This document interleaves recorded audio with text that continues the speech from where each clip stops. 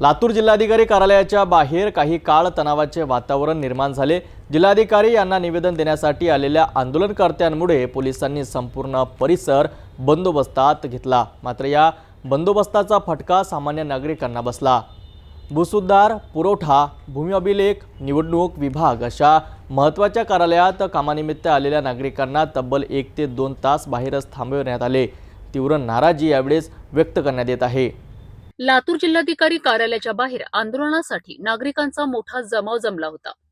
प्रशासनाला निवेदन देण्यासाठी हे नागरिक आले होते। आंदोलन दरम्यान कुठलीही अनुचित घटना घडू नये म्हणून पोलीस प्रशासनाने कडक बंदोबस्त लावला।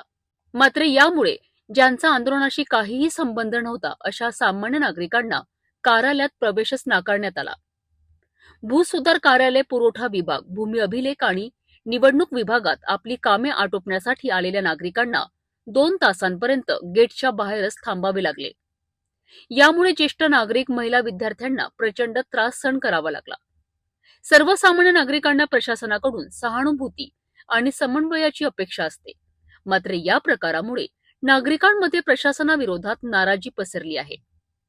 पोलिसांनी आंदोलक व सामान्य नागरिक यामध्ये स्पष्ट फरक करून व्यवस्था करायला हवी होती, अशी मागणी नागरिकांनी केली आहे। पोलिसांनी केलेल्या कडक बंदोबस्तामुळे आंदोलन शांततेत पार पडले असले तरी या कारवाईचा फटका सामान्य नागरिकांना बसल्याचे चित्र आहे।